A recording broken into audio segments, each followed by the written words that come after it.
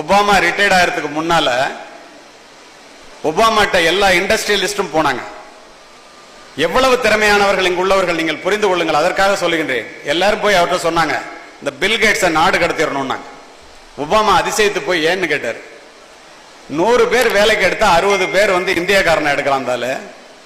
அதுல 30 பேர் தமிழ்நாட்டுக்காரனா இருக்கான். அதுல 10 பேர் லேடிஸா இருக்காங்க. அமெரிக்காக்காரெல்லாம் என்னங்க ஆகுறதுன்னு கேட்டான். நல்ல வேலை ட்ரம்ப் இருக்கும்போது கேட்கல, ஒபாமா இருக்கும்போது கேட்டான். அப்படியா செய்யறாரு, நான் கேட்கிறேன் அப்படின்னு சொல்லிட்டு அவரு பில்கேட்ஸை கூப்பிட்டார்.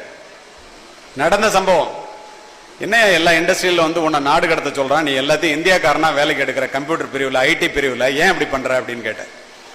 கொஞ்ச நேரம் யோசித்துட்டு பில்கேட்ஸ் சொன்னாரு, ஒபாமா அவர்களே, அதை போல் நான் 160 பேரை இந்தியர்களை எடுக்கவில்லை என்றால் இந்த மைக்ரோசாப்ட் நிறுவனம் அமெரிக்காவில் இருக்காதியா, இந்தியாவில் இருக்கும், அதை தெரிஞ்சுக்க அப்படின்னு.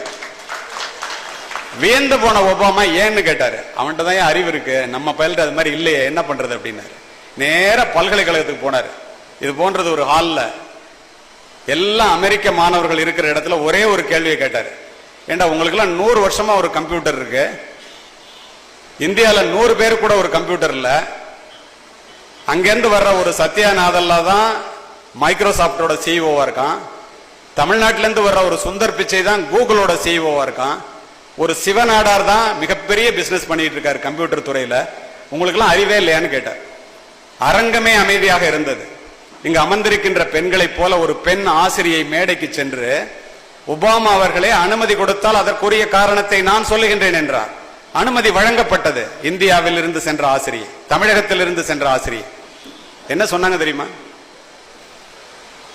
அமெரிக்காவிலே மாணவர்களுக்கு ஆசிரியர்களும் பெற்றோர்களும் கல்வியை மட்டும் சொல்லித் தருகிறீர்கள், எங்கள் தமிழகத்திலே பெற்றோர்களும் ஆசிரியர்களும் மாணவர்களுக்கு கல்வியோடு சேர்த்து ஒழுக்கத்தையும் உழைப்பையும் சொல்லித் தருகிறார்கள். அத்தனை பேர் ஒத்துக்கிட்டான். அமெரிக்கர்களே பார்த்து நம்மளை ஒழுக்கத்தை பார்த்து ஆச்சரியப்படுறப்ப நம்ம எங்க போயிட்டு இருக்கோம்?